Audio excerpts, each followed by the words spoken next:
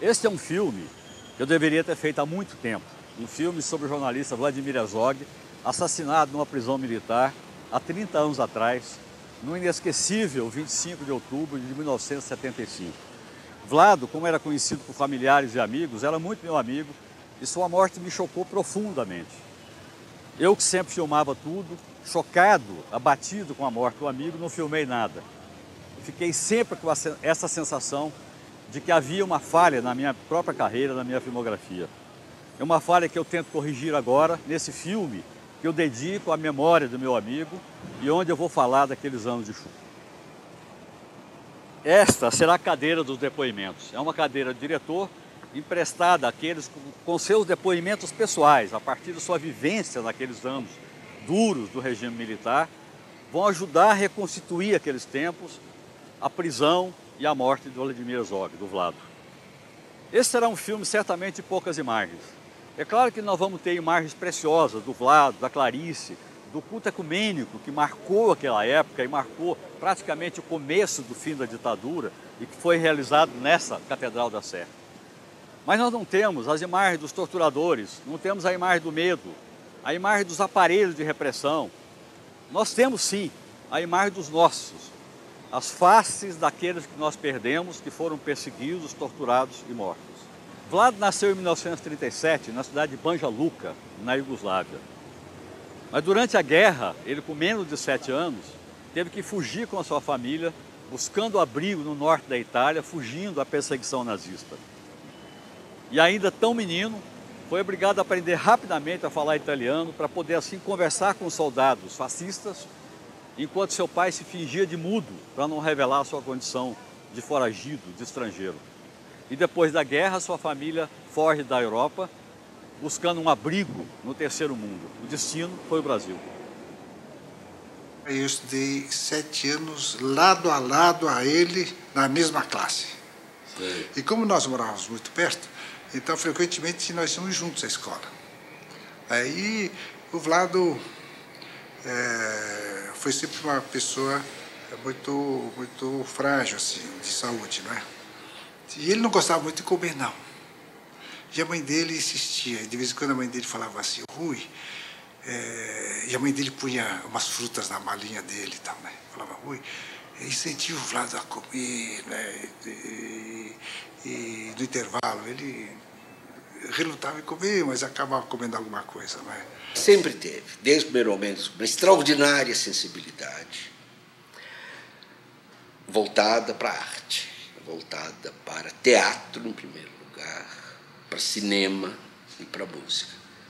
Política, anos-luz de distância, não queria saber. Ele sempre foi um garoto, desde aquela época, um garoto muito sério, muito taciturno, assim. Ele não era muito de brincadeira, né? Mas sempre com um livrinho debaixo do braço. Eu me lembro que, por causa do Vlado, eu fui ler Dostoiévski. O Vlado era uma pessoa muito delicada, muito engraçada, muito bem-humorada. Era uma pessoa aparentemente tímida, mas muito sociável. Volta e meia ele estava reunindo pessoas e ele era um bom escritor, quer dizer, além de jornalista, ele escreveu muitas cartas e recebia muitas cartas. A gente sabia muito do Brasil naquela época pelas cartas do Vlado, porque ele escrevia para dezenas de amigos. Eu lembro pouco, eu lembro Ilhabela, que a gente ia para Ilhabela de pescar e pescar caranguejo lá na Praia do Viana. A gente ia lá na Praia do Viana. Lembro um pouco lá do sítio de Bragança, a gente saía para ir pescar também à noite. Lembro de quando ele comprou o telescópio lá na Fotótica, ele era amigo lá do Thomas Farkas, ficou negociando lá por horas. Comprou um telescópio, uma noite acordou a gente no meio da madrugada para ver os anéis de Saturno. Eu estive diversas vezes na TV Cultura e fui muito bem tratado por ele e guardei aquela reverência, aquele respeito e aquela amizade que a gente guarda por uma pessoa que é fina, educada e sabe tratar o freguês. Escrevia muito bem, pautava muito bem, tinha uma clareza, tinha ideia, né? Tinha ideia na cabeça, ele sabia o que queria, sabia o que era um bom telejornal. Mas o Vlado era um sujeito muito íntegro, decente, honesto, muito preocupado com a questão ética e, evidentemente, como um homem ligado à arte, ligado à cultura, era um sujeito particularmente preocupado com a liberdade. Éramos muito amigos, da Clarice, da mulher, uma mulher maravilhosa que ele teve, e recordo-me que, de longe, o que foi o meu sofrimento, ele ficou como símbolo, no fundo, do espírito de resistência dos jornalistas brasileiros. Interrogo-me o que teria sido um grande, um cineasta, ele tinha paixão pelo cinema, teria sido um homem de televisão, um escritor, teria continuado no jornalista, não sei, mas a memória que eu guardo de Vladimir Herzog é maravilhosa.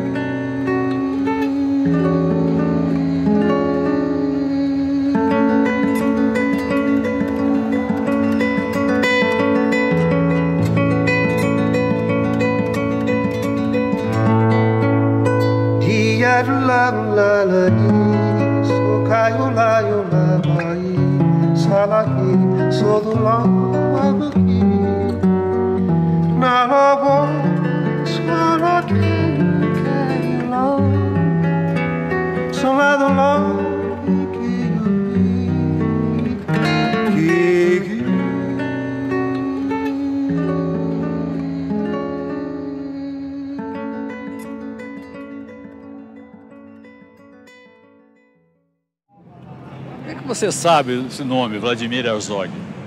Não? Não sei. Acho que não. Um jornalista morto pela ditadura. Não? Não sei, viu? Nada, não lembra nada. Foi um jornalista que foi morto pela ditadura militar. Se eu não me engano, ele morreu na prisão, fizeram uma armação, né? Parece que foi assassinado, disseram que ele se matou. Sei lá, né? Acho que nessa época eu nem nascido ainda. Acho, né, que ele foi um jornalista que foi preso durante a repressão, justamente porque ele discordava do regime, mas eu não sei mais detalhes. Não sei nada. Nada. Sei nada, senhora. Pô, não sei, nem conheço, viu? Sinceramente. Já ouvi falar. Não sei, não conheço. Não conheço. O que o senhor sabe do Vladimir Herzog? Não conheço. Não? Não. E da ditadura militar, o que o senhor sabe? Eu conheço muito pouco, eu não sou da época. Mas sei lá, eu acho que deveria voltar. Numa pesquisa assim informal como esta, a gente vê que o povo brasileiro sabe muito pouco a respeito do Vlado e da ditadura militar. Sabem quase nada. Mas a verdade é que essa história permanece como uma brasa debaixo da cinza, como se viu quando os jornais publicaram fotos falsamente atribuídas a Vlado nu, preso numa prisão militar. A reação foi intensa na sociedade e provocou a inusitada reação de setores militares que passaram a defender o golpe militar de 64 e os métodos usados pelos militares na ditadura. Em 1963, o Vlado ainda se dividia muito entre o jornalismo e o cinema. No Rio de Janeiro, ele faz um curso com o cineasta sueco Arne Suxdorf. E como resultado desse curso, ele faz um dos primeiros documentários brasileiros de som direto, que é o Marimbás, sobre pescadores da Baía da Guanabara. Quando estamos puxando um arrastão, a gente põe a rede na praia, a gente tira a rede, É o serviço que eu faço aí o dia todo. Da rede. Puxa a corda da rede.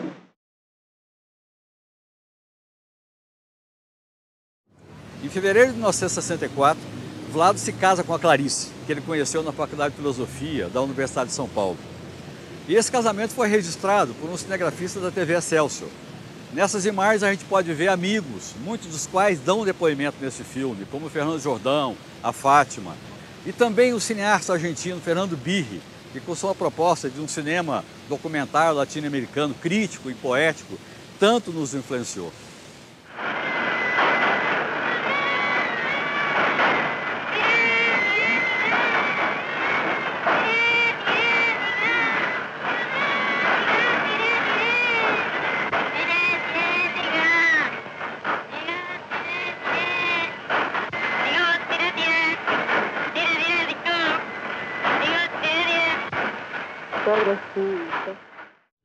Fundamos lo que más tarde va a ser la Escuela Documental de Santa Fe. En ese momento se llamaba el Instituto de Cinematografía de la Universidad Nacional del Litoral. En esa escuela, un poco tiempo después, tocaron el timbre dos jovencitos, dos muchachitos, que venían con unas valijitas en las manos. Así. Yo salí a abrirla y preguntaron así de manera hermosa, ingenua, señora, aquí te enseña el cine. Bueno, intentamos.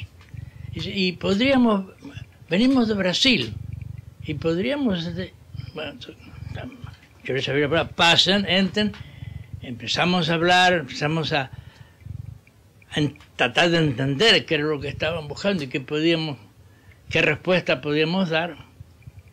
Eran Vladimir Herzog y Maurice Capovilla, dos jóvenes aspirantes a cineastas brasileros, dos hermosas criaturas realmente. Vlado era un manojito de nervios, era más bien menudo, tenía una inteligencia penetrante, filosa.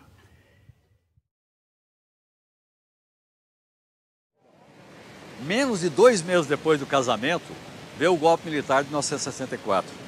Desanimados com a perspectiva de um longo tempo de ditadura militar, o Vlado, a Clarice, junto com o Fernando Jordão e a Fátima, que eram seus amigos, resolvem sair do Brasil e fazer um curso de televisão na BBC de Londres. E depois voltaram, justamente uma das piores épocas da vida brasileira, que foi em 1968, justamente quando houve a decretação do Ato Institucional número 5, aprofundando a ditadura militar no Brasil.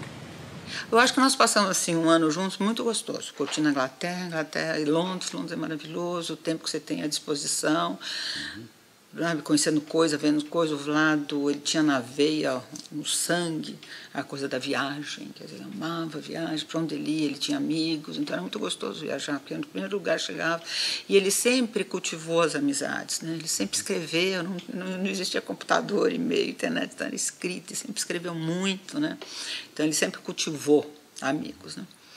Então, qualquer lugar que a gente tinha, sempre tinha amigos, a gente encontrava, aproveitava muito, né? Porque tinha um olhar da pessoa que estava lá. Sempre foi muito gostoso isso, durante um ano. Depois de um certo tempo, acho que já no segundo ano, começou, sabe, aquela coisa, a coceira, né? Então começou a dar uma vontade de voltar. Aí o Vlado lá realmente mudou um pouco o foco de cinema para televisão, né? Ele achava que devia fazer televisão, porque a possibilidade de você atingir, falar, né, com a sociedade. O cinema é uma coisa muito fechada, é muito elitista. Agora, a volta foi... A volta foi traumática, porque ele fez o curso lá de televisão, pedida pela televisão educativa, com a possibilidade, não, a bolsa é só dada quando a pessoa tem garantia de emprego. Quer dizer, o aprendizado vai ser utilizado, né, para uma televisão estatal, né? E ele volta e não foi empregado, né? Não empregaram, porque já na época que ele não tinha absolutamente nada. O problema é só você pensar, não pensar dentro da mesma linha do governo, da ditadura, você era um comunista, quer dizer, não existia. Ou você compartilha, né? Ou você é um comunista, é um cara perigoso, né? Mais ou menos era essa coisa maniqueísta, né? Mas volta num momento terrível também, né? Ele voltou num momento terrível, porque ele na verdade, ele era para chegar aqui no dia 15 de dezembro. O AI-5 foi no dia 13 de dezembro. Em 68. E ele sairia de lá no sábado, foi numa sexta-feira, sairia do sábado e chega domingo de manhã. E o Vlado não chega.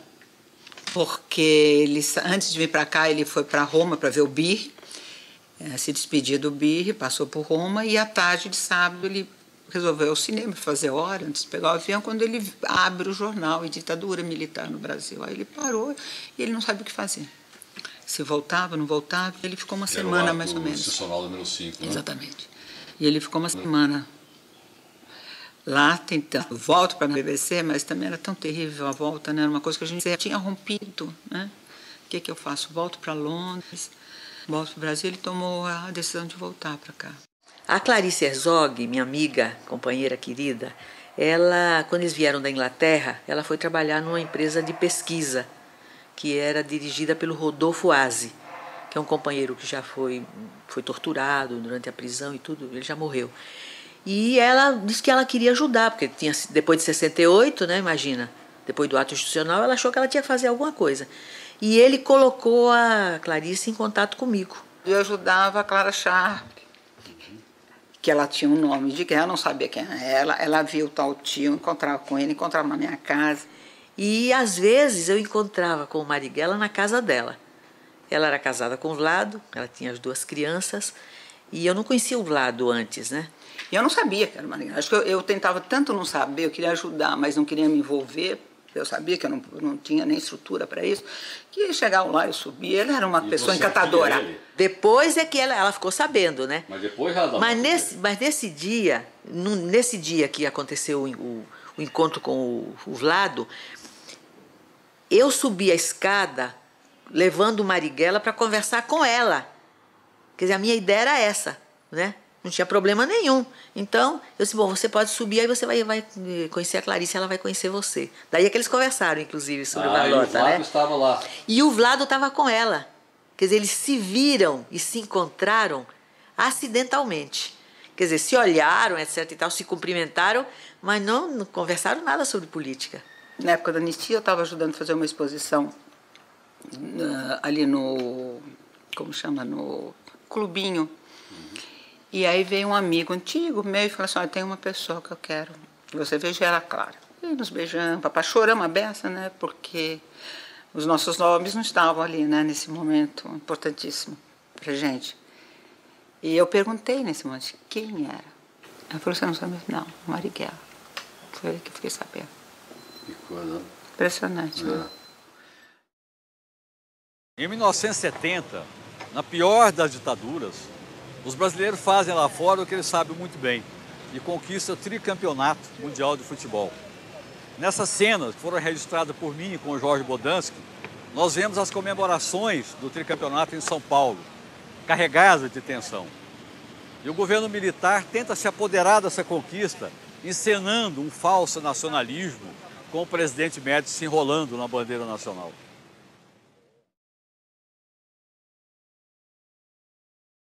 Fora da televisão, o Vlado se torna editor de cultura da revista Visão.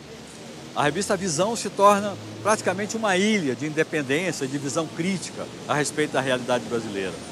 Ali se reúne a elite do jornalismo brasileiro, junto com o Vlado. Muitos desses jornalistas seriam depois perseguidos pelo regime militar e presos, entre eles o Vlado. Eu deixei o Jornal da Tarde, que era o meu emprego mais importante, e fui trabalhar com ele na revista Visão, que tinha sido comprada pelo Henri Maxud. E o Vlado já estava ali há algum tempo, numa equipe, um time, provavelmente, hoje seria muito difícil você juntar um time como aquele, que tinha Rodolfo Konder, que tinha Paulo Francis, que tinha Leandro Konder, tinha Zuenir Ventura, tinha Vlado, tinha Ricardo Sete, tinha Evaldo Dantas Ferreira, tinha Carlinhos Brickman, ou seja, Rolf Kuntz, ou seja, um time de craques, um dream team de jornalismo. Eu me transferi para a Visão, fui trabalhar na redação da Visão, entende? Indicado pelo Miguel Urbano Rodrigues, entende? Comecei com o diretor, que era o Antônio Pimenta, e comecei a trabalhar. Era uma redação relativamente pequena, mas de gente muito qualificada. E o Vlado era um dos editores, era o editor da parte de cultura. E logo nos tornamos amigos, conversávamos muito, trabalhávamos na mesma sala. Ela foi a primeira revista semanal de conteúdo, né, estruturada. O que era bom na Visão, antes dela mudar de dono, é que ela tinha embora, como todo o resto da imprensa, fosse uma entusiástica partidária da política, do milagre econômico, da política econômica de ditadura, Delfim era um santo homem, etc, etc. A Visão, que era uma revista quinzenal, de pouca importância de público, né, tinha uma latitude na abordagem nos termos políticos e culturais e sociais internacionais muito grande, então era bom. Antes de ir para a Visão, eu já olhava com os olhos brilhando para o que eles estavam fazendo lá. Eu me lembro de uma grande matéria que ele e o Zueni Ventura fizeram, intitulada O Vazio Cultural Brasileiro, mostrando as consequências da ditadura militar, da censura e de toda a repressão sobre a produção cultural no Brasil. Só em 1972, o Fernando e o Vlado conseguem criar o telejornal chamado Hora da Notícia, que é fundamental para a compreensão de toda essa história. Lá o Fernando era o diretor, o Vlado era o editor e eu mesmo era o que chamava de repórter especial, fazia pequenos documentários que eram exibidos todos os dias nesse noticiário. E os temas eram exatamente as questões sociais, habitação, alimentação, transporte e a realidade brasileira, tal como a ditadura jamais gostou de que fossem mostrados.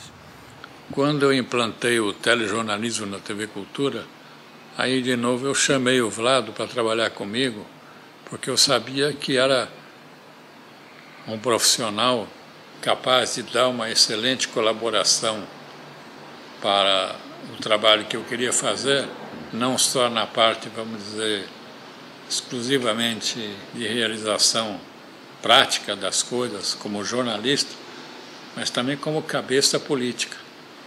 Não que a gente quisesse fazer um jornalismo politicamente militante, partidário, não era isso. Que era um modelo, ali sim se fazia uma televisão pública, porque embora fosse uma televisão estatal, a gente conseguia manter graças ao Jordão, ao Vlado, a você, enfim, a equipe que já estava lá, manter aquilo ali como uma espécie de uma ilha em que o governo não metia o bedelho. Era um grupo tão solidário e, ao mesmo tempo, era um grupo que buscava realmente a informação. E um jornal muito colado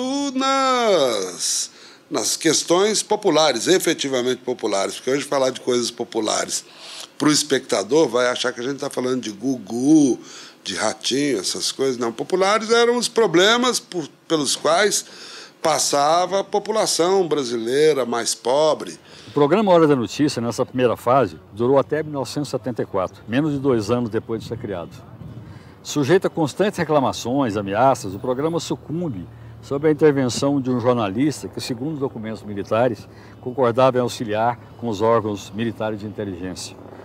Somos todos demitidos e alguns até mesmo presos após a demissão. A reclamação era sempre atribuída ao Segundo Exército, uma entidade, Segundo Exército, mas quem reclamava para mim, sentado à minha frente, era a diretora cultural da TV Cultura, à qual nós estávamos subordinados, que era a Nídia Lícia. Ela me chamava toda manhã para reclamar que o jornal da TV Cultura era um jornal pessimista. Ela usava a expressão negro, que era um jornal que, quando você ligava a televisão à noite e assistia aos telejornais, o Brasil era um país feliz, só na TV Cultura era um país triste. Eu atendi, ele falou, olha, eu sugiro que você não coloque o surto de meningite no ar. Eu falei, não, mas precisamos colocar, secretário, para alertar a população. Não, você vai alarmar a população. Eu falei, não, eu vou colocar. Não faça isso, senão você vai se arrepender. Aí 1 hora depois me liga o governador lá do Natel. Eu levei um susto, né? Que o governador, olha, não pode colocar porque vai alarmar. Resumindo, a matéria foi pro ar. E na mesma noite, policiais do futuro DOI-CODE, que era a operação da OBAN, Operação Bandeirante, entraram lá no meu apartamento, me prenderam e me encapuzaram, né? Colocaram um capuz. Aí o cara falou, olha, esse aqui vamos jogar ele no mato, ninguém vai saber nada, vai saber. Você estava na mão deles, algemado, com um capuz, entendeu? E levando para a Rua Tutóia. A hora que chegou na Rua Tutóia, o cara falou, olha, não vou nem fazer pergunta para ele. Puxou um revólver, pôs assim na testa e pau! Deu um tiro? Deu um tiro aqui, ó. Só que não tinha nada no revólver. Eu não sabia que não tinha nada. Mas não preciso dizer para você como é que eu fiquei, pô.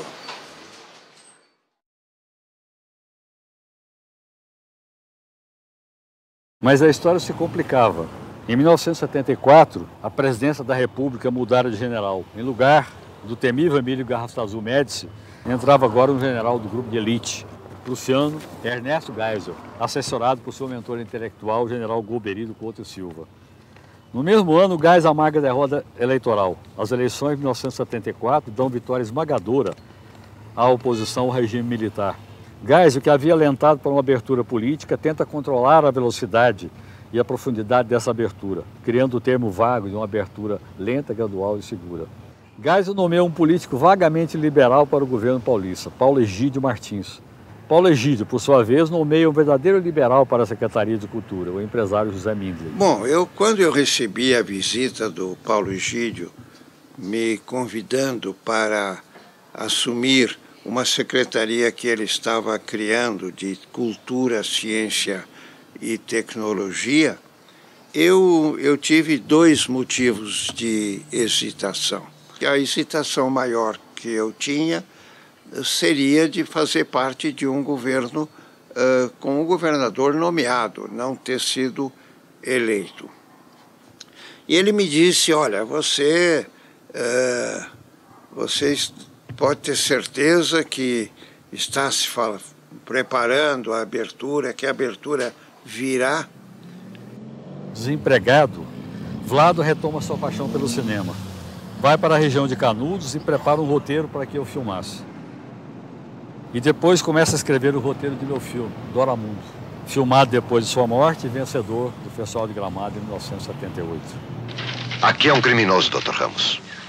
É preciso descobrir quem é, acabar com essa raça, proteger a cidade desses bandidos. Garanto que seremos breves.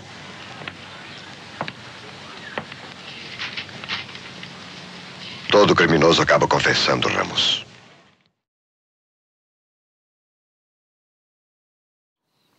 E eu, então, recebi currículos dos vários candidatos e o currículo do Vlado era de longe o melhor, com toda aquela experiência dele na BBC, outras referências ótimas. E eu, então, antes de falar com ele, eu tinha de pedir autorização a concordância do diretor do SNI.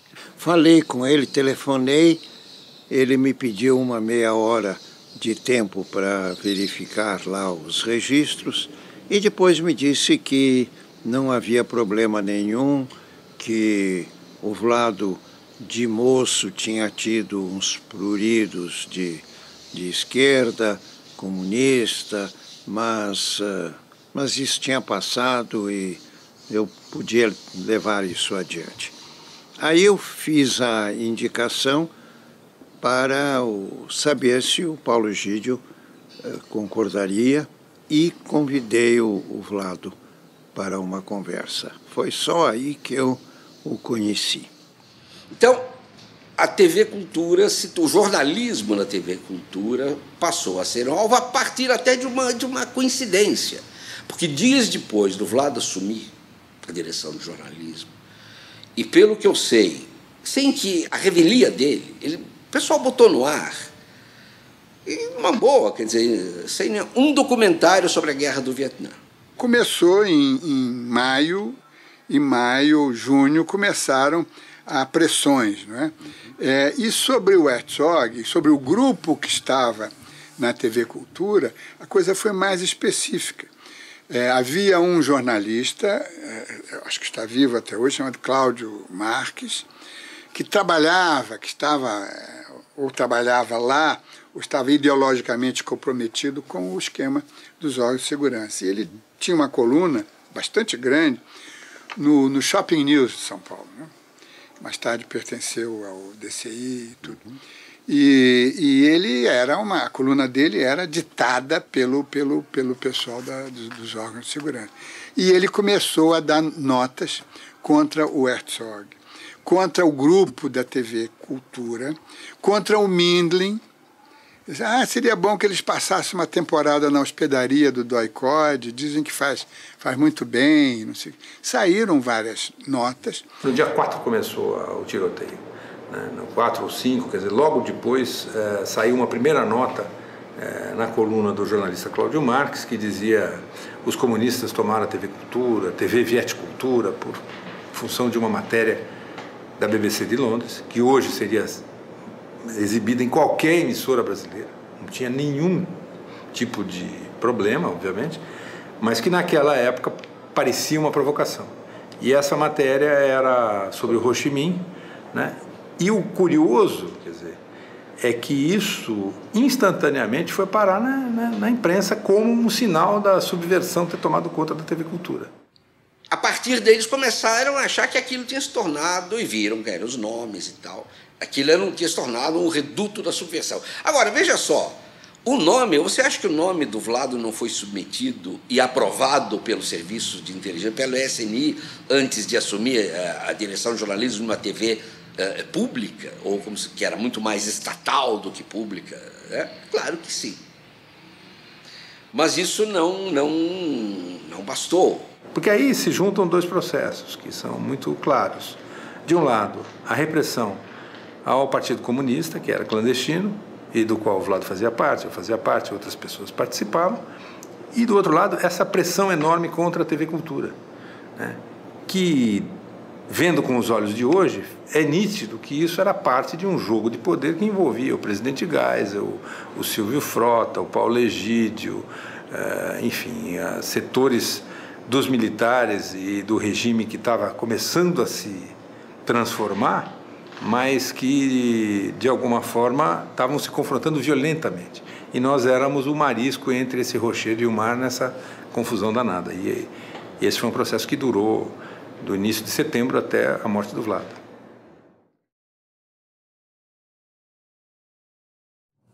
Esse é o prédio onde funcionou durante o regime militar um dos mais temíveis órgãos da repressão política, o DOI-CODE, ligado ao 2º Exército.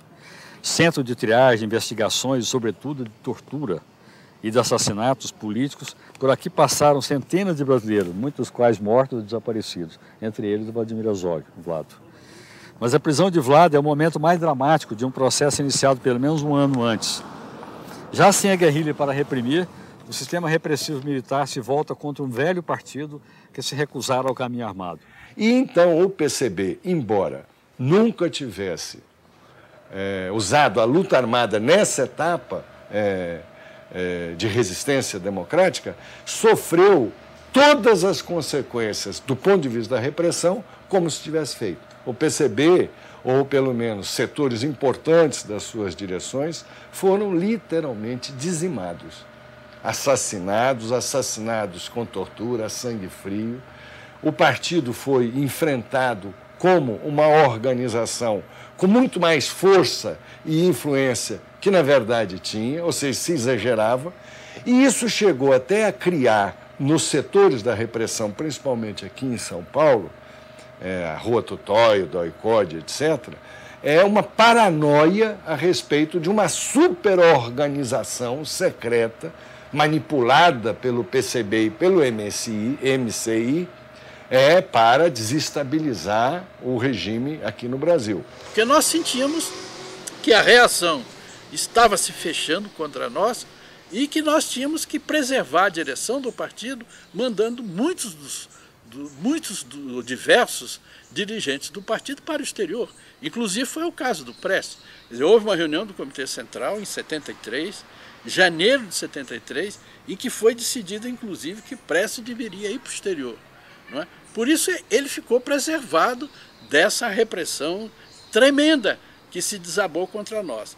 E pouco a pouco, então, nós começamos a perceber que os dirigentes, um grupo de dirigentes do Partido Comunista começou a ser preso em diversas oportunidades. Agora, as prisões deles eram prisões secretas. Não era como, por exemplo, no caso do Marighella. Quando eles encontraram o Marighella, imediatamente foi para a televisão, na mesma hora a notícia que o Marighella tinha sido preso.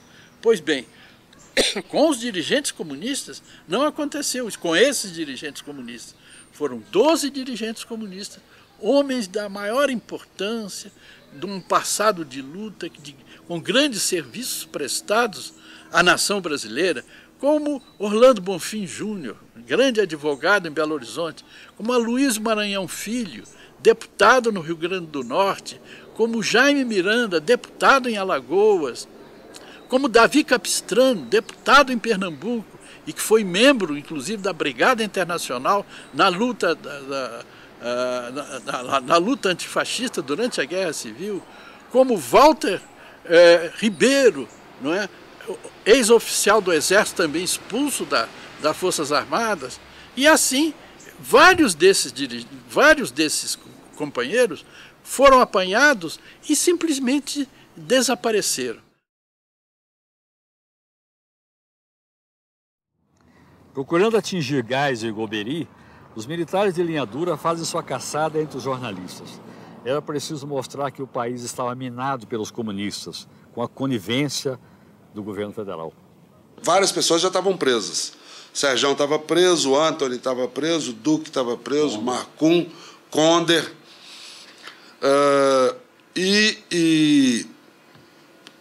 Às 4 horas da tarde, mais ou menos, eu estou trabalhando na minha mesa, funcionava aqui na Avenida Paulista, Editora 3, no 1500 da Avenida Paulista, no 15º andar.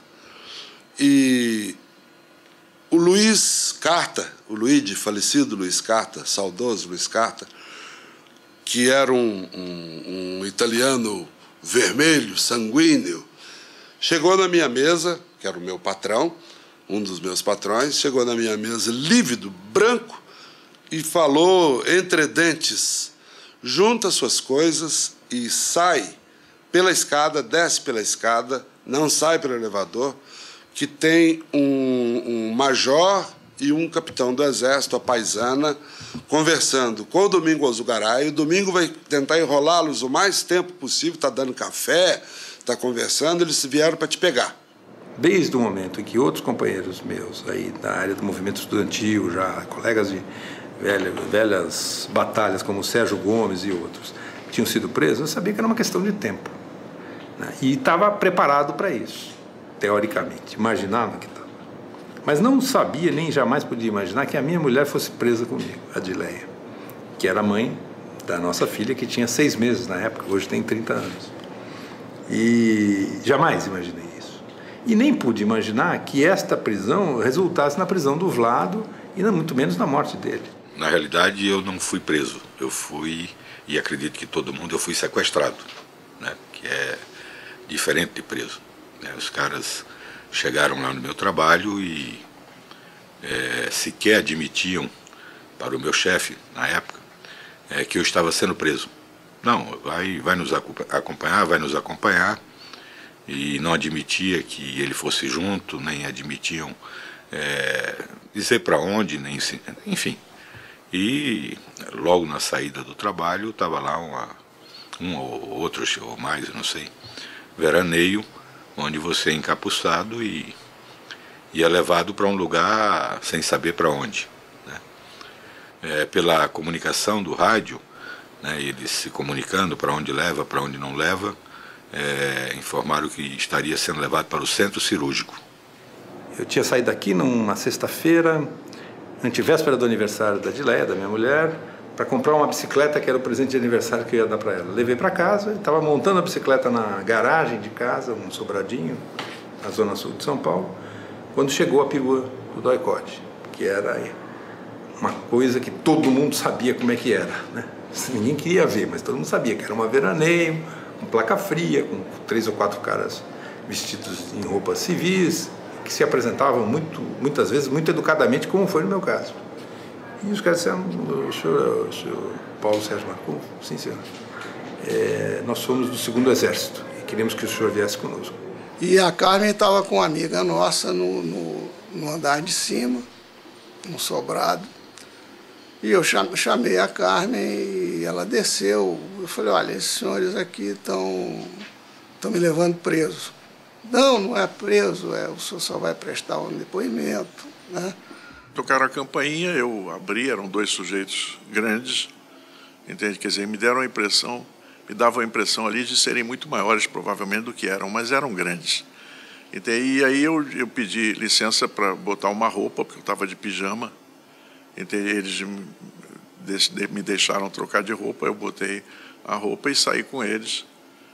Não me algemaram, saímos os 3, o porteiro ficou olhando, achou estranho, o porteiro do prédio. Aí entramos numa caminhonete e dentro da caminhonete um deles disse assim: agora o senhor, por favor, vai nos permitir colocar um capuz na sua cabeça, nós temos ordens, ninguém pode saber para onde nós o estamos levando.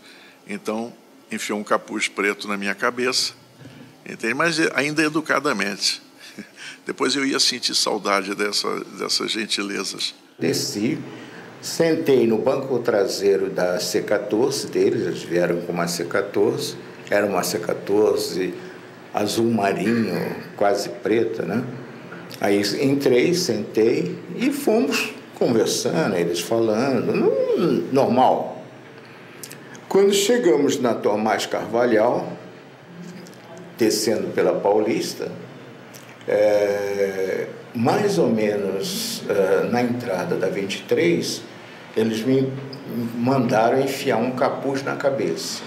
E chegamos até outra rua, andamos e pegamos um táxi, mas logo em seguida fomos cercados, embaixo ali de um viaduto, atrás da igreja, e aí imediatamente saíram uns caras armados com metralhadoras, se dizendo do Esquadrão da Morte, nos retiraram do táxi, nos enfiaram cada um num carro e em seguida nos levaram para o quartel da PE, da Polícia do Exército, lá do Rio de Janeiro, onde começaram as barbaridades. Havia uma gritaria muito grande dos caras ali, dizendo que era a noite de São Bartolomeu, era uma coisa muito assustadora. E começou aquela barra... gritaria onde? Uma gritaria nos corredores do Doicode? Do Doicode.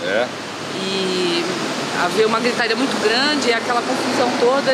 Quer dizer, eles mesmos faziam um clima de terror para intimidar a gente. E aí me levaram lá pro Doicode. Lá primeiro me fizeram tirar a roupa, botar um macacão do Exército, sem cinto. Esse detalhe depois foi importante para acabar com aquela farsa de que o Vlado tinha se suicidado, né? Ninguém ficava com cinto lá dentro. Um macacão do Exército, examinavam o sapato para ver se o sapato não tinha cordão, que se tivesse também tiravam. E me fizeram tirar as impressões digitais para fazer uma ficha, fotografias, e depois me levaram para uma sala onde tinha outras pessoas, inclusive o Duque Estrada ficou nessa sala comigo também. E ficávamos ali sentados num banco de madeira e com o capuz preto enfiado na cabeça, até a hora do interrogatório. A primeira coisa que você sofria era um estressamento pelo barulho. Quer dizer, a todo momento tocava-se a campainha, a todo momento batia-se porta, para não deixar você estabilizar. No momento da prisão e da chegada ao Doicode, e mesmo, vamos dizer assim, nas primeiras 24, 30 horas, a única coisa que eu ouvia e sentia eram gritos, eram pessoas chorando, gritando, barulho de pancada, de espancamento, Mas principalmente, quer dizer, muito grito, porque eu estava encapuçado, algemado. O doicode era um capuz. A grande materialização dele era o capuz. Quer dizer, por quê? Porque era com o capuz que você ia e voltava da tortura, que você ia e voltava para os interrogatórios, que você ia para ser solto ou para ir buscar um companheiro e entregar ou denunciar onde ele morava, coisas que eram inúteis e desnecessárias, feitas apenas para constranger e humilhar as pessoas. Né? Era o cheiro desse capuz, que alguém descreveu dizendo como era o cheiro do medo, mas era realmente um capuz preto de pano vagabundo que estava na cabeça da gente nos momentos mais críticos. Primeiro, a conversa era uma conversa áspera, mas eu tive a impressão de que eu ainda poderia, contra-argumentar.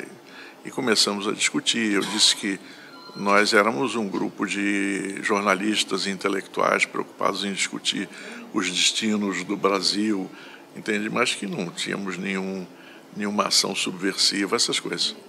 Aí o sujeito se irritou e disse: você está querendo me fazer perder tempo, seu comuna de merda, seu filho da puta.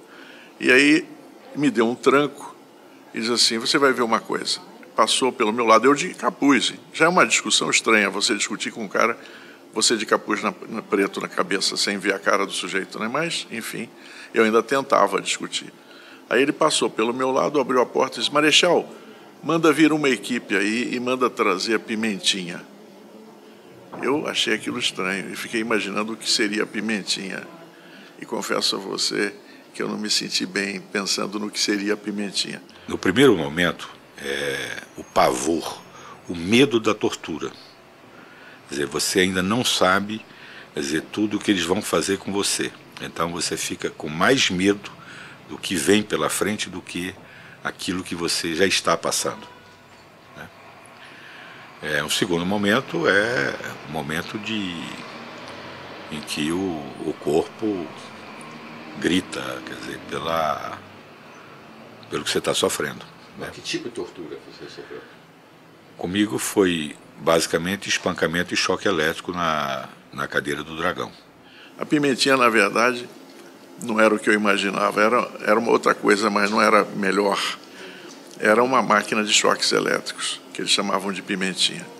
Aí vieram dois sujeitos, aos gritos, eu sentado num banco, capuz preto na cabeça, me deram uns trancos, uns tapas, e aí instalaram a máquina, me obrigaram eu mesmo a botar os fios nos pulsos e nos tornozelos, e aí começaram a me dar choques elétricos, inclusive um deles com o fio de escapado, dava choques no pescoço, na orelha, nas costas, entendeu? Na hora em que botaram a minha mulher na cela ao lado e começaram a dar choque nela, eu simplesmente disse que, olha, eu não faço qualquer negócio para parar com essa história. E eu, naquela sessão de tortura toda, eu falei que era um engano, que eu era católica, eu sou. Aí começaram a dar choque nela, eu não sabia que ela estava de tênis e, portanto, os choques nem foram tão violentos assim. E aí em mim também me tiraram a roupa, me deram choque no corpo todo, pênis, etc., durante um período que eu não sei, um tempo, 1 hora, 2 horas, não sei nem direito quanto. E foi esse foi o limite a que eu cheguei. As coisas pararam, eu tive um momento assim parece que foi o Espírito Santo que baixou em mim, porque eu falei que eu atirei o capuz preto, porque quando você é torturado você está com o capuz preto. Eu arranquei esse capuz e olhei no olho da pessoa que estava me torturando e disse para ele que ele não acreditava em Deus, que ele não deveria ter família, porque primeiro fazendo uma coisa daquelas, segundo fazendo com uma mãe recente, porque eu tinha tido a minha filha há pouco tempo. Na segunda vez que eu voltei para o interrogatório, os caras me perguntaram: e o Vlado? Né? Então tinha um nome do Vlado ali. E eu disse: não, o Vlado também fazia parte do Partidão, como outros jornalistas, e citei vários jornalistas que foram quase todos eles presos. Né? Existia uma sala onde havia uma cadeira do dragão, né, que já deve ter descrito isso, né, como se fosse um trono, né, com um tampo de metal, e se amarravam os braços e as pernas com uma trave, um sarrafo. Você ficava completamente imobilizado. E a prática mais regular é exatamente de amarrar um fio na orelha e outro no pinto, e aí com um dínamo dar choque. E com esse capuz, no caso, essa equipe que foi a que matou o Vlado, esse cara tinha essa técnica especial, porque ao mesmo tempo que se dava choques, as pessoas gritavam, davam porradas de todo tipo, com sarrafos, com socos, e ele então apertava aqui esse capuz preto, e ele jogava amoníaco aqui na altura da testa, e esse amoníaco então empapava a trama desse capuz, que era de uma lonita relativamente grossa, então dava para empapar bastante amoníaco, e à medida que você vai levando esses choques, ele produz uma coisa que, se você estiver expirando, você não consegue inspirar, e se você estiver inspirando, você não consegue expirar. Então, essa máquina faz com que você fique com a respiração completamente convulsa. Naquele momento você fica muito assustado, né? Eu nunca tinha levado choques elétricos, nunca tinha sido torturado. Então, mas, na verdade, eles não é que eles batem, eles torturam você para quebrar você. Entendeu? O objetivo ali primordial é vergar você, é fazer você, botar você de joelhos. Entendeu? Mas eles já não estavam mais interessados no que eu ia dizer, até porque eu não conseguia falar, eu gritava. Mas eles queriam me quebrar, né? E eu vou te dizer, conseguem. Eu não sei, você ser fisicamente destruído, né? E tem certo momento que você se sente literalmente desmontar, né? Quando te aplicam choque no ouvido, ou na boca, ou no ânus, você sente como se estivesse desmoronando, entendeu? E essa sensação te acompanha para o resto da vida, quer dizer, de você desmanchando por dentro. Quando quebra a tua dignidade, quer dizer, quando te deixa num patamar de absoluta falta de consciência ou de limite que você possa impor, né, sobre o teu próprio corpo e sobre a tua própria cabeça, né, e sobre os teus próprios sentidos, acabou o ser humano. Tem momentos, quer dizer, que o sofrimento das outras pessoas, quer dizer, chega a ser muito mais forte do que o teu próprio sofrimento. Então, quando você vê um amigo, um companheiro, quer dizer, uma pessoa sendo torturada na tua frente, quer dizer, isso, no meu caso, a minha mulher,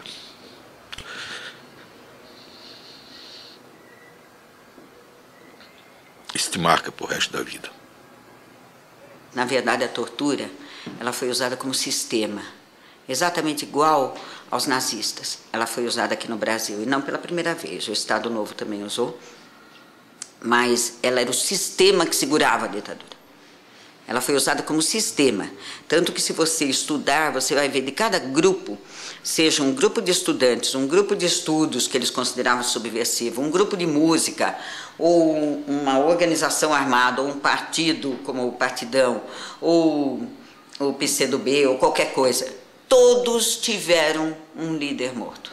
Até hoje, são aterrorizantes as fotos deste livro aqui, não é? Este livro aqui é o dossiê de mortos e desaparecidos na ditadura, e nós vamos ver fotos que nos matam de vergonha e pena. Até hoje a gente chora diante delas.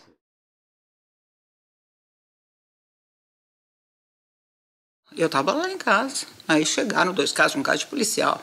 Tinha um cara, você olha, e perguntaram, inclusive fizeram uma pergunta idiota, que era, queriam ele para fazer um freela de casamento, fotografia. Eu falei, ele não é fotógrafo, ele não faz freelancer. Onde ele está? Ele está no trabalho, também educativo. Aí eles ligaram, perguntaram para mim qual era o endereço de lá. Eu falei, não sei o endereço. Eu sei ir até lá, mas eu não sei o endereço. Pode deixar que a gente se arruma. Ele saiu, eu imediatamente liguei para o Vlado e falei ali. Ele estava entrando na cabine para colocar no ar o programa. Que foi o último programa que ele colocou no ar, né? Eu peguei o telefone, ainda falei com ele, falei, eles estão indo para aí. Eles não sabem onde é, eu vou pegar as crianças e vou correndo para aí. Tirei da cama, as crianças para lá e fomos para lá. Eu achava que eu ia chegar antes, mas quando eu cheguei eles já estavam lá. Na TV Cultura, jornalistas negociam com os policiais e evitam a prisão de Vlado. Vlado aceita se apresentar ao 2º Exército no dia seguinte, aceitando como garantia que um repórter setorista da área militar dormisse em sua casa e o acompanhasse no dia seguinte. Na manhã do dia 25 de outubro de 1975, um sábado, Vlado se despede de Clarice, dos 2 filhos, Ivo e André, e sai levado no carro do repórter que dormira em sua casa naquela noite. Cumpria assim sua promessa, apresentando-se livremente, disposto a preservar sua opção absolutamente anticlandestina de agir e de pensar.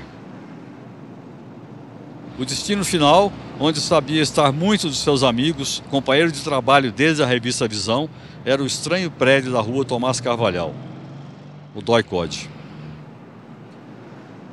Depois de um certo tempo, eu estava sentado do lado do Duque, já tínhamos nos falado, entende? E a gente, de vez em quando, levantava um pouquinho, com cuidado, né, a ponta do capuz e via as pessoas assim sentadas, mas via mais as pernas e os pés.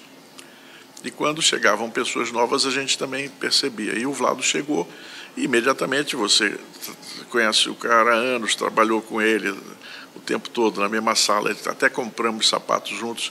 Então eu identifiquei logo que era ele. Eu olhei para o lado e o Rodolfo, que estava do lado esquerdo do meu, eu disse, olha, Rodolfo, acabou de entrar o Vlado aí. Porque dava para perceber com essa mecânica de levantar a cabeça e empurrar o capuz para trás, dava para perceber a presença das pessoas que chegavam, pessoas que você conhecia ou não conhecia. Então o Vlado entrou, foi quando eu avisei ao Rodolfo. Mas depois de algum tempo, o mesmo carcereiro veio nos chamar, a mim e ao Duque Estrada. E aí nós saímos, guiados por ele, e entramos numa sala ao lado da sala onde nós estávamos, no próprio térreo. E o Vlado estava lá. Nós dissemos, eu disse, olha, Vlado, está tudo aberto. Já ficou tudo aberto, tá? Aí ele disse para mim, mas Tuca, não tem nada com isso. Você, inclusive, sempre me procurou para falar sobre cinema, que você gostava, eu gosto também, não sei o que e tal. Mas aí o Vlado reagiu, ele disse, eu não sei do que vocês estão falando. Eu nunca fui comunista, eu não sei do que vocês estão falando.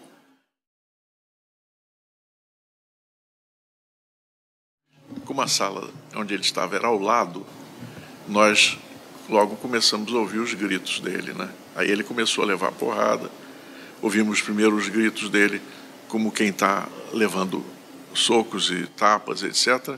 Mas depois os gritos dele se modificaram e eram gritos típicos de quem está levando choques elétricos, que os gritos são diferentes. Inclusive, quando você leva choque, o grito sai das entranhas, entendeu? Ele não vem aqui da garganta, ele vem lá de dentro, né?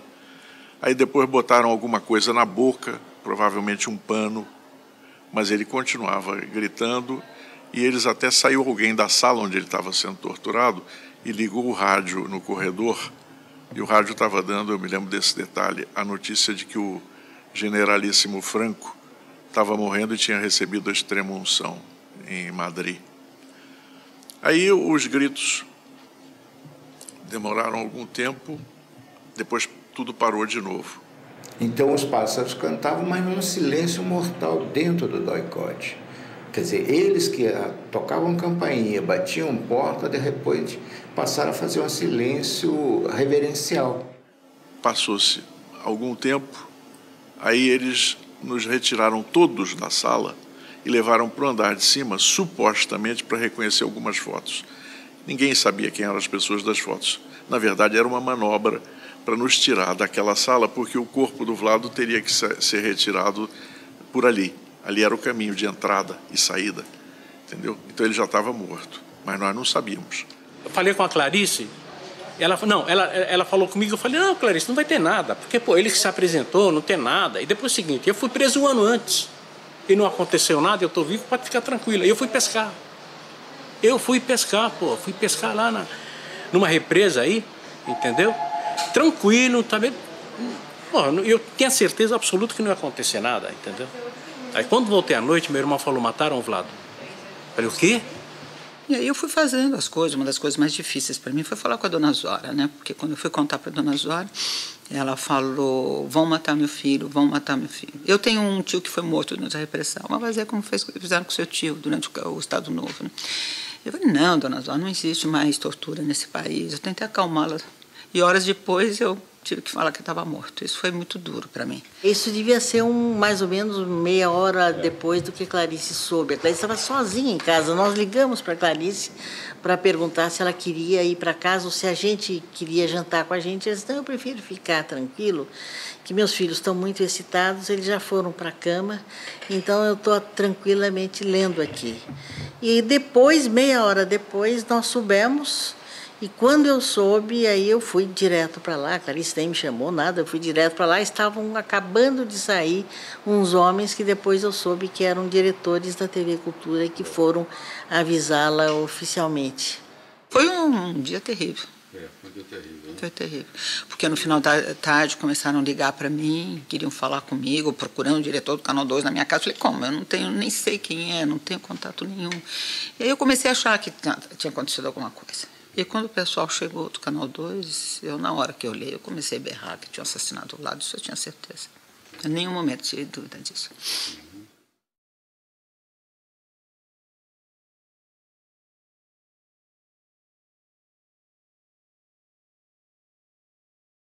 Todo esse aqui é o material que a gente tem aqui, é tudo de office. Sei. E quantas fichas tem aqui nesse arquivo? Olha, o fichário tem um pouco mais de 1 milhão de fichas. É mesmo? Quer dizer, a sociedade era bem vigiada pelo DOP. Bem vigiada. É. E sobre o Vladimir Herzog, o que tem aí? Tem bastante coisa, tem várias fichas, várias informações sobre ele, da vigilância que a polícia fez antes e depois da morte dele. Ah, é? E onde é que está esse material? O material está espalhado por aqui. Pode ver? Mostrar alguma coisa.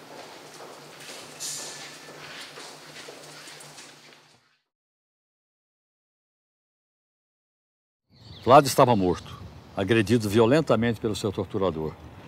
Ele se recusava a redigir a confissão com os nomes de seus companheiros. Eu posso imaginá-lo naquele momento, em sua cela, debilitado, ferido, exigindo que então lhe ditassem a confissão, já que não sabia escrever o que não fosse de acordo com a sua consciência. Dita-lhe um texto policialesco, termos como aliciar, que Vlado jamais usaria. Depois ditam-lhe os nomes. Ao terminar de escrever, num gesto final de indignação, rasga o bilhete e joga os pedaços ao lado da cadeira escolar em que sustentava. O braço tatuado e forte de seu torturador desce sobre sua cabeça numa agressão descontrolada e mortal. O serviço sujo estava feito, intencionalmente ou não. Agora era preciso agir. Não bastava matar o prisioneiro. Era preciso livrar-se da responsabilidade pela sua morte, humilhar sua vítima, encenando a farsa do suicídio. No dia seguinte, o comandante do DOI-CODE nos chamou só os jornalistas para dizer que o Vlado tinha se suicidado. E daí que ele era agente da KGB. Aí o Marcum até protestou, o cara foi para cima do Marcum, vocês não sabem de nada. Nós sabemos, inclusive, que o governo brasileiro está infiltrado de agentes da KGB. E que essa conversa pós-morte do Vlado tinha o objetivo de demonstrar para nós, comunistas, que, em primeiro lugar, o Partido Comunista não era dirigido pelos dirigentes que a gente ouvia falar, como Luiz Carlos Prestes e outros, mas sim por figuras insuspeitas e ilibadas como um general, um cardeal e um governador. Isso foi dito. Segundo, que o Partido Comunista Brasileiro, que a gente sabia que era reformista, como se dizia, que pregava a luta legal, que só agia nas fímbrias aí do jogo democrático, não. Era a favor da luta armada. E havia um documento que eles mostravam lá. E 3, que o Vlado era agente da KGB e, portanto, por isso tinha se suicidado. E depois ele disse assim, vocês têm que entender que aqui, a pessoa veio para cá, entra no cacete. Pode ser até o presidente da República. Caiu aqui, entra no pau. Havia, de alguma maneira, algo que envolvia o Geisel, o Silvio Frota, que o Ednardo, aqui, que era o comandante do Segundo Exército, estava meio que fora do controle, né, e que esse processo de abertura política estava incomodando. Um tipo de conflito que depois a gente foi vendo com mais clareza. Quer dizer, ali é que eu comecei a entender que era também uma briga entre dois elefantes. E como diz um velho provérbio indiano, quando dois elefantes brigam, quem sofre é a grama. E nós éramos a grama. Eles nos pisotearam.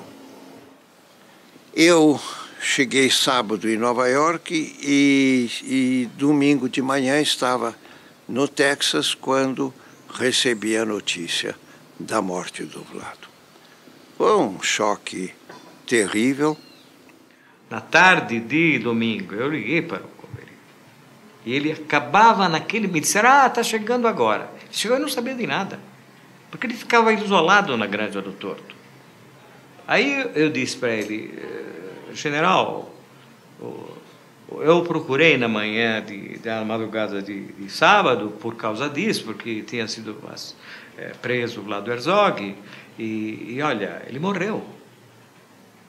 E ele começou a gritar no telefone, mataram. Quer dizer, ele percebeu o que isso significava e como a morte do Vlado se inseria no quadro de uma luta de poder instalada lá dentro, né? Telefonei ao governador dizendo que eu estava voltando ao Brasil e que precisaria falar com ele logo que chegasse. Mas só consegui bilhete de volta na terça-feira, cheguei na quarta e fui procurá-lo com uma carta de demissão. E ele me diz, você está liberado porque essa é a nossa combinação. Mas se você sair, você enfraquece a corrente de resistência contra essa ala radical do Exército que comanda a repressão. Eles pegaram o Vlado para pegar você, pegariam você para me pegar, diz o Paulo Egídio, e me pegariam para derrubar o presidente.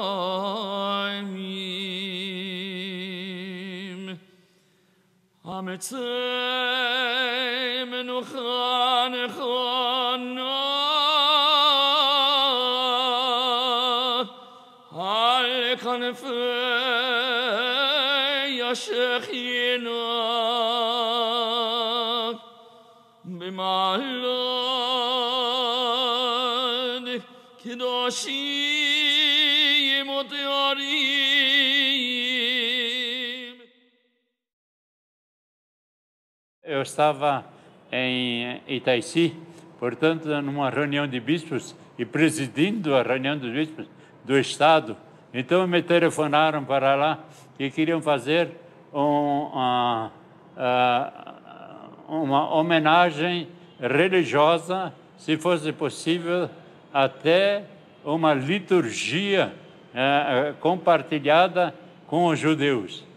E se eu estava de acordo que isso fosse na catedral. As horas que se seguiram até o culto ecumênico que se realizou na sexta-feira, dia 31 de outubro, foram de absoluto suspense, foram de absoluto...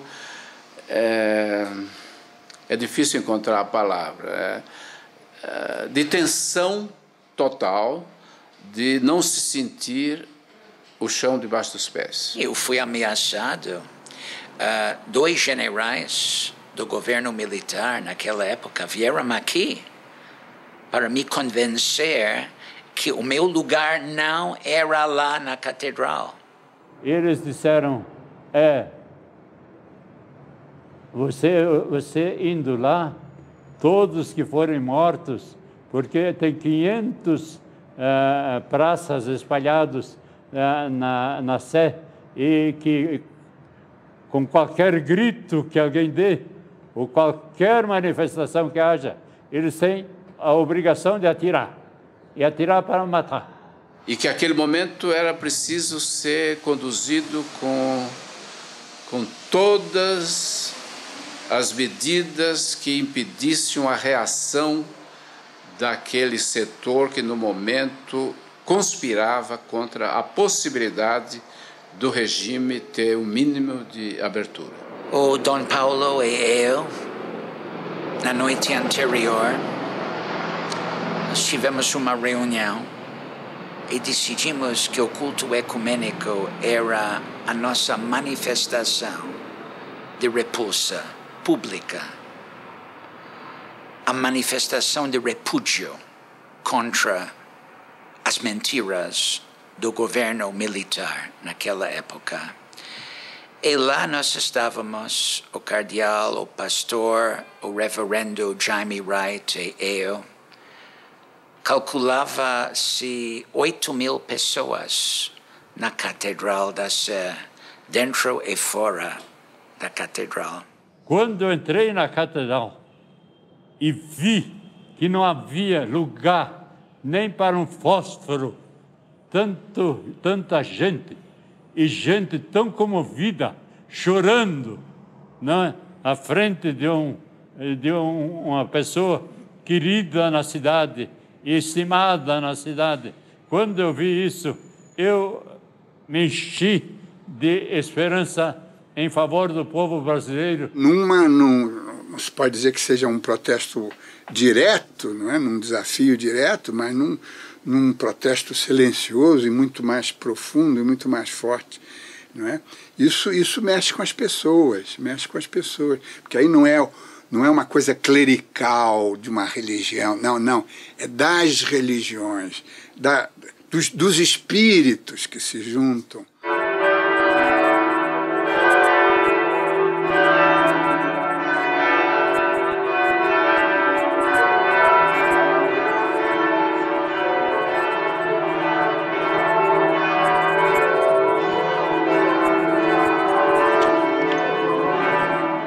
Preparas-me uma mesa na presença dos meus adversários. Unges-me a cabeça com óleo. O meu cálice transborda. Um momento de silêncio para se criar clima de oração e de solidariedade entre os homens com Deus. Para Vladimir Herzog, ser judeu significava ser brasileiro.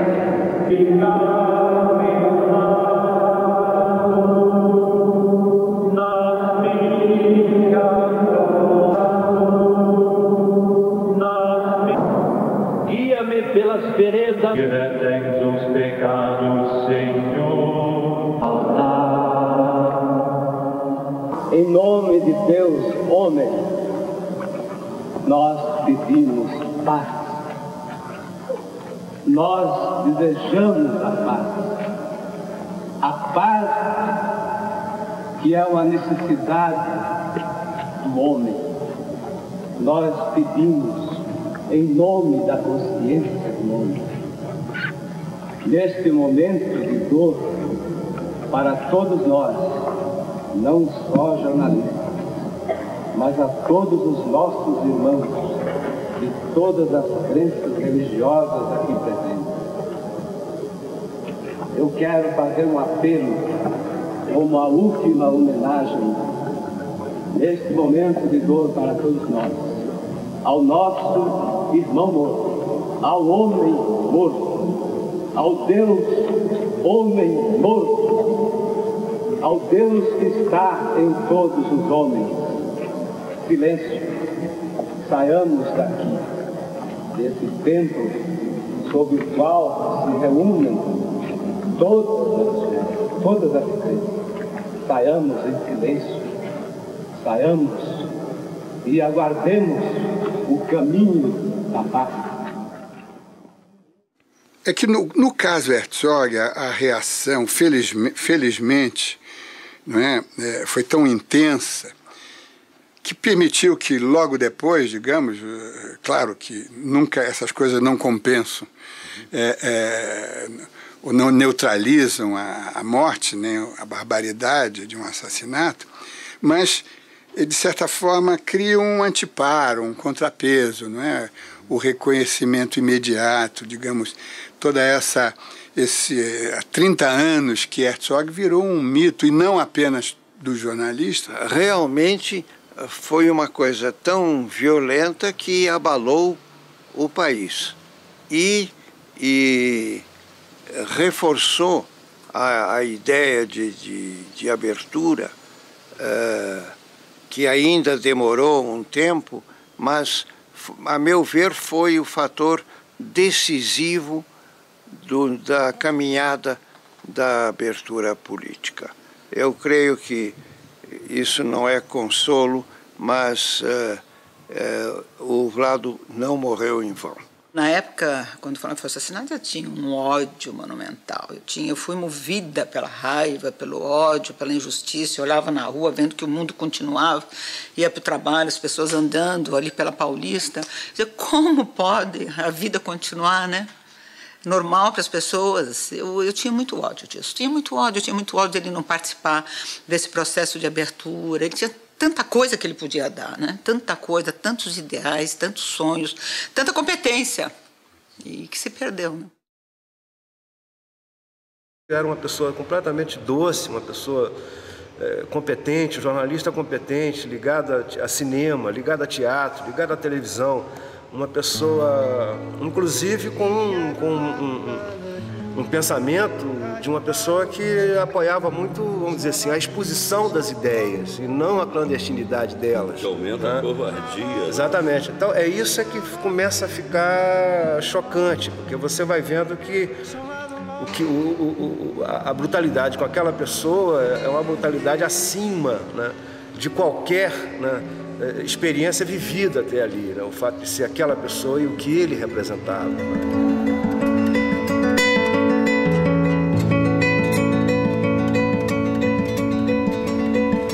Caía a tarde feito um viaduto e um bêbado trajando luto me lembrou Carlitos, a lua, tal qual a dona do bordel, pedia a cada estrela fria um brilho de aluguel e nuvens lá numa tábua do céu chupavam manchas torturadas que sufoco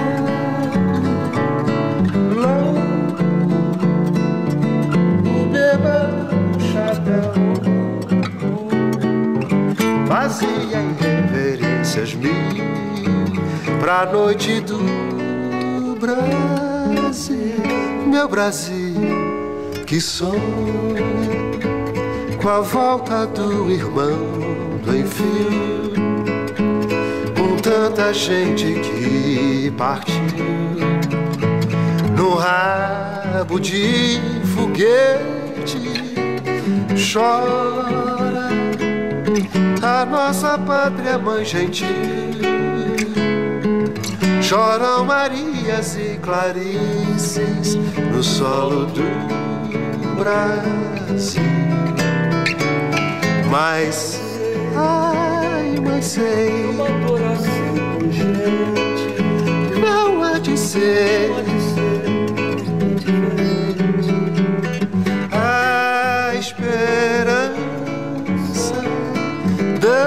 dança na corda bamba de sombrinha, e em cada passo nessa linha pode se machucar. Asa, a esperança equilibrista sabe que o show de todo artista tem que continuar.